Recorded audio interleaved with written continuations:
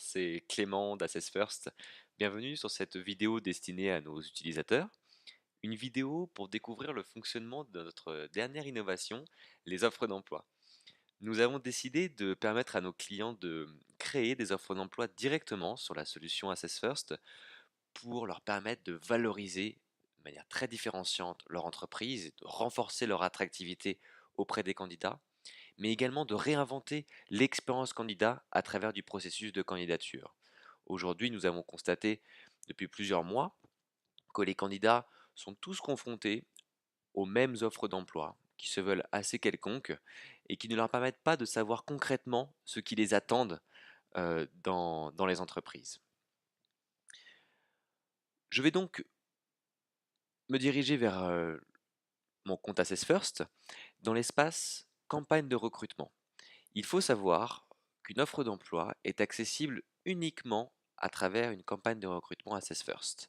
Pour rappel, une campagne de recrutement Assess First est forcément liée à un modèle prédictif.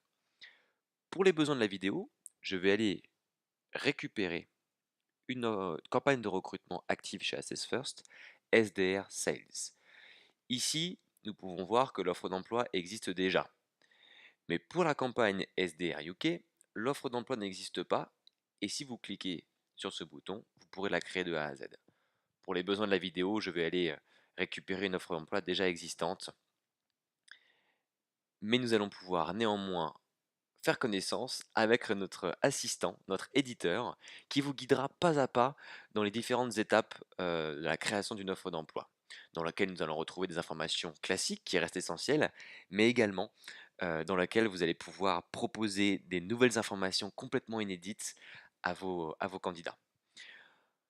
La première étape, bien sûr, le nom du poste, avec une image d'en-tête pour l'offre d'emploi, puis le nom de l'entreprise, avec une description de celle-ci et un logo, le niveau du poste attendu, l'émission qui attendra le nouveau collaborateur, ainsi que les objectifs qui lui seront proposés, une sélection de compétences indispensables et optionnelles qui vous donnent l'occasion euh, de poser vos attentes en termes de savoir-faire et de hard skills,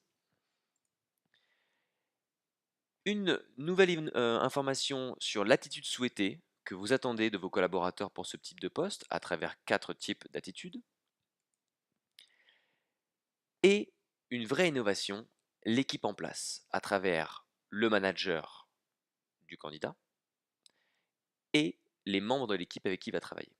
C'est une étape optionnelle, mais qui permet de faire une vraie différence, puisqu'elle permettra de faire prendre conscience au candidat du style du manager qu'elle va retrouver et de ce qui anime l'équipe avec laquelle elle va travailler. Cela implique donc que le manager ou l'équipe en place ait complété les questionnaires Assess First.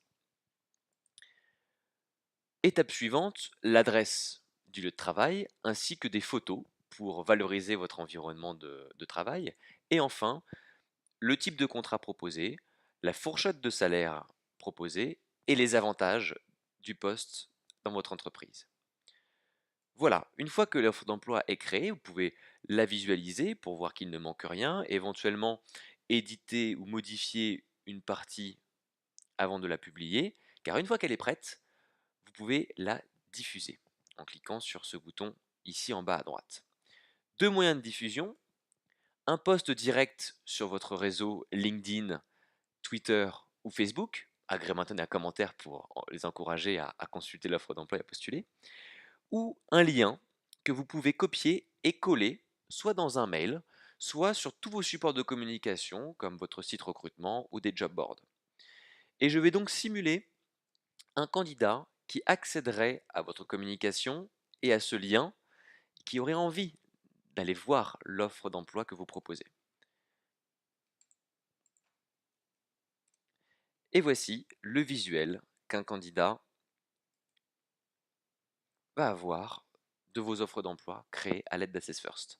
On y retrouve le logo en haut à gauche, la description de l'entreprise, le nom du poste, la date de publication de l'offre, le type de contrat, le salaire, la localisation, le niveau d'études, l'émission du job proposé, les objectifs qui l'attendent, les compétences techniques ou hard skills importantes et optionnelles, la façon de travailler entre gérer, entreprendre, exécuter, développer, le futur manager avec qui il risque de travailler, ici Michael Foury, le style, ces deux styles de management privilégiés, mais également l'environnement qu'il recherche pour son équipe. Les collègues avec qui il pourrait travailler également, donc leur poste, et ce qui va animer l'équipe en place. Et là, je vous promets que ça fait une vraie différence pour les candidats qui vont vraiment avoir envie d'en savoir un peu plus et de postuler. Et si en plus ils peuvent accéder à des photos de votre environnement de travail, sa localisation et le salaire et les avantages que vous proposez, c'est vraiment une vraie différence que vous allez faire. Pour un candidat qui n'aurait pas encore passé les questionnaires Assess First, lorsqu'il veut postuler en bas à droite, on va lui demander de les compléter. Dans le cas présent, j'ai passé les 3 questionnaires Assess First et je dispose finalement d'une estimation des probabilités de réussite et d'épanouissement que j'aurai pour ce poste. Ce qui va me donner envie de postuler, parce que je sais qu'il y a de bonnes chances que j'intéresse le recruteur. En revanche, si mon profil est complètement hors sujet, peut-être que de moi-même, je vais passer à une autre offre d'emploi. Ici, je postule. Je vais donc sélectionner les compétences techniques que j'estime maîtriser et qui sont attendues pour le poste. Brillant, bien entendu, entreprenant, bien sûr, autonome, ma mère ne dirait pas le contraire, Salesforce, Salesloft et l'anglais. J'envoie ma candidature. Et voici le tableau de suivi des candidatures du candidat. Il peut donc voir à quelles offres il a postulé. On retrouve l'offre Marketing Lead Generation chez Assess First avec son taux d'adéquation. Il peut retrouver l'offre d'emploi au besoin. Et il peut également relancer le recruteur une seule fois maximum ou le contacter directement.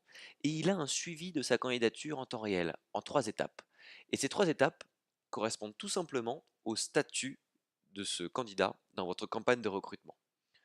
Je retourne donc sur le compte côté utilisateur, car une fois que le candidat a postulé, vous allez le retrouver, vous êtes alerté, et vous allez le retrouver dans votre campagne de recrutement, dans la catégorie à étudier, avec son taux d'adéquation par rapport au modèle prédictif de la campagne.